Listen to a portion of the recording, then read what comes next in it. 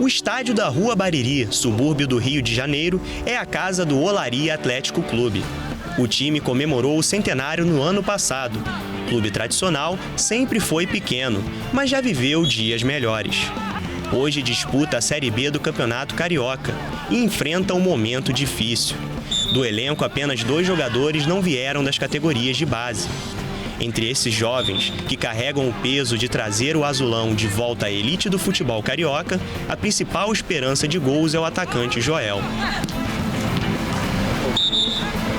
Com apenas 19 anos e 1,90 m de altura, ele sabe dos desafios que vai enfrentar para, quem sabe, ser um grande jogador.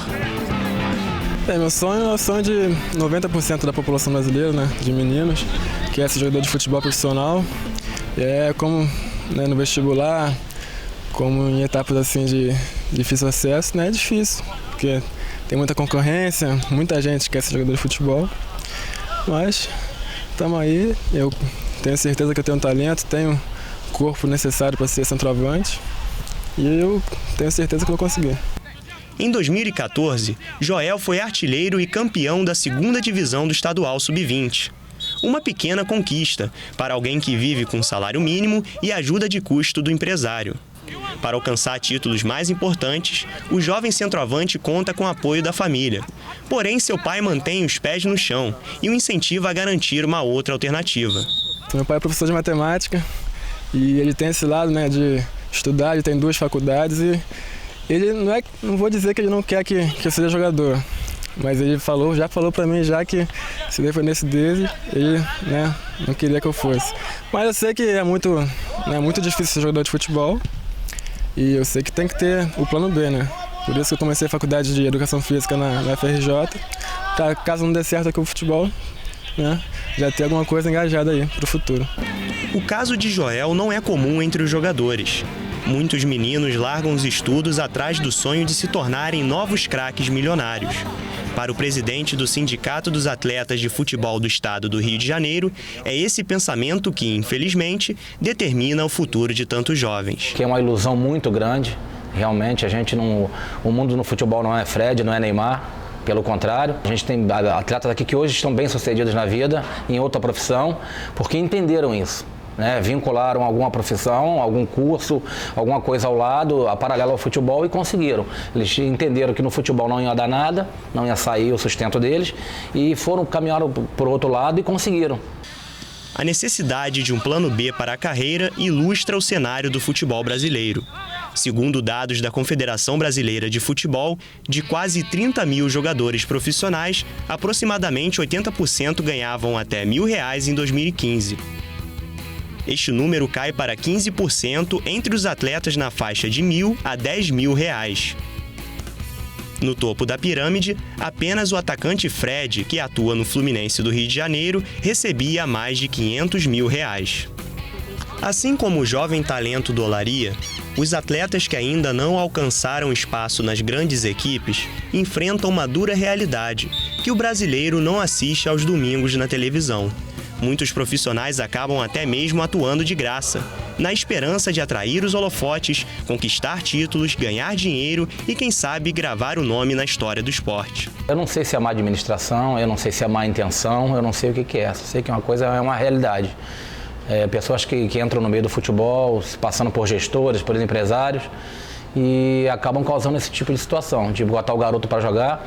E eles conseguiram botar isso como um conceito hoje, de se jogar para aparecer e não para receber o salário. E a gente não entende isso como trabalho. Hoje a coisa realmente, hoje o cara não recebe.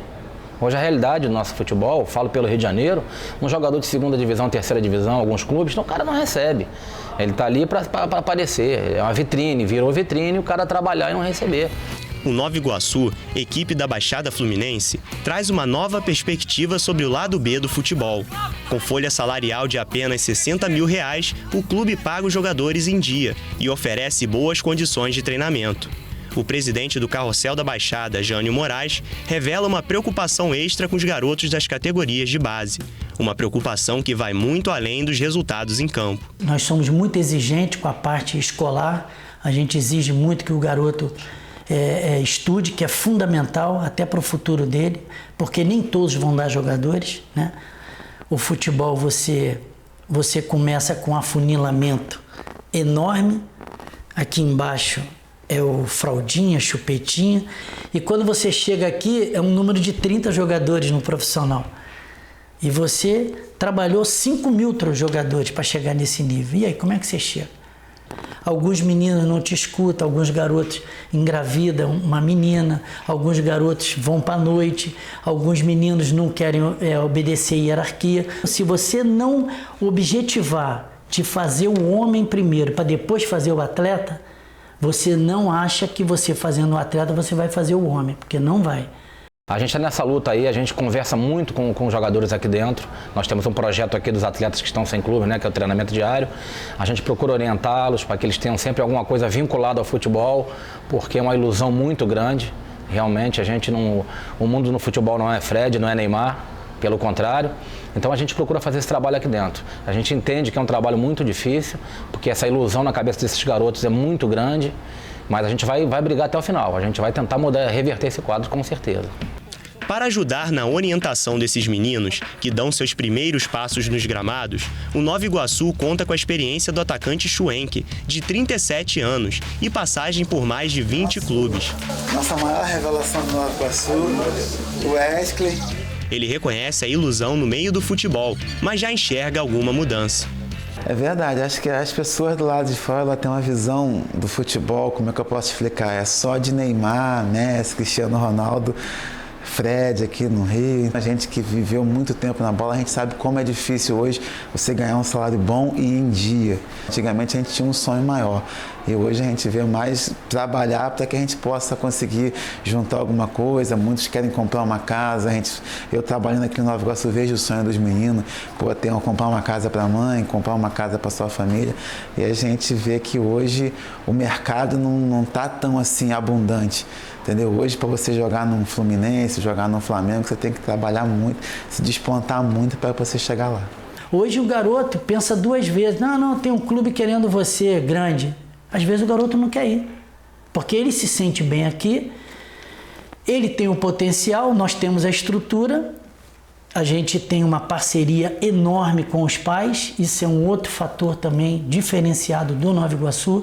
Hoje, a FIFA tirou os agentes, a gente FIFA, às vezes, porque em toda profissão tem bons elementos, tem maus elementos, mas na sua maioria eles atrapalhavam as crianças, porque eles só falam o que a criança quer ouvir, ilude uma criança e depois não é aquilo que ele prometeu. Jânio reconhece que o Nova Iguaçu não pode pagar salários astronômicos aos seus atletas, mas mantém os lucros da equipe no futebol. Isso para ele é o que falta ao esporte. Nós não temos jogadores aqui de empresários. Nós não adotamos isso, porque é uma segurança. Aonde se viu, o clube dá toda a estrutura, dá a condição, vem uma pessoa aqui com um celular que tu não sabe onde ele mora, tu não sabe o endereço dele e ele tem 30%, 40% de um jogador. Por isso que a FIFA está punindo os clubes. E com razão, porque o dinheiro tem que ficar dentro do futebol. Se você negociou um jogador, você tem que investir dentro do futebol. Por isso que os outros clubes estão todos com o pires na mão. Porque não se estruturaram e hoje são dependentes desses microempresários. Além dos problemas financeiros, o representante dos atletas profissionais do Rio traz outra questão: o calendário do futebol brasileiro. Com o término dos campeonatos estaduais, ainda nos primeiros meses do ano, as equipes que não se classificaram para a Série D do Brasileirão disputam torneios inexpressivos, que não atraem público ou cobertura televisiva. O clube ele não tem uma receita para se manter o ano todo, a verdade é essa. Então eles se limitam a trabalhar no campeonato regional, estadual, e acabou o campeonato. Cara, quem fez uma boa competição consegue se empregar. E quem não fez a competição, não conseguiu fazer uma boa competição, fica aí a Deus dará. Há uma preocupação muito grande com o time da Série A e da Série B. Eu digo até nível nacional. Então esses clubes menos favorecidos ficam um pouco a Deus dará. A preocupação, joga o regional, acabou, tá tudo certo e se vire agora vocês. Enquanto o pessoal lá de cima reclama do calendário, que é muitos jogos, o pessoal aqui de baixo realmente passa essa dificuldade de ter poucos jogos. Realmente é um contraste muito grande. Então acho que deveria sentar para tentar melhorar isso. Eu acho que a CBF, junto com as federações, que são as captadoras de muitos recursos. Você pode pegar a CBF, eu vou fazer 3 amistosos da seleção, 2 amistosos por ano. Esses 2 amistosos, eles sustentam a base no Brasil todo de ajuda de campeonato. Sabe por que os caras não disputam o campeonato? Porque não tem dinheiro. Tem que haver uma modificação de cima para baixo no aspecto de clubes. A CBF ela poderia muito bem criar um caderno de exigência e ajudar os clubes. Quem disputar o mirim infantil e juvenil vai ter uma verba X, mas vai ter que fazer isso. Tem várias maneiras, não precisa dar dinheiro não, mas cara, tá difícil. Eu não sei onde vai parar o campeonato de infantil e juvenil. Eram 32 clubes, nós já estamos com 14 só. Esses clubes que não oferecem a mínima condição para os atletas, que não, na verdade não tratam esses meninos como atletas, tem que acabar. Porque é uma coisa completamente amadora. Você sai de casa de manhã, você não tem uma bola, você não tem um campo decente, você não tem água para beber, você não tem material de treinamento, você não recebe teu salário, você não tem teu fundo de garantia, teu INSS, isso não pode ser considerado emprego. Acabar com as equipes de menor expressão ou buscar outra saída no diálogo com as federações. Para quem já viveu o sonho de se tornar o camisa 9 da seleção brasileira, transitou entre clubes grandes e pequenos, atuou no exterior e hoje joga os acréscimos da carreira, ainda há esperança para os apaixonados pela bola. O sonhar vem de todo mundo. Eu, quando era criança, eu sempre sonhei em jogar futebol. Eu lembro na minha infância que eu nunca sonhei em jogar num Cruzeiro, num Goiás, num Figueirense. Então eu sempre sonhei em jogar. A minha vida foi sempre isso. Eu queria ser jogador de profissional, não importava onde. Nunca desista, eu acho que sonhar é bom que não paga.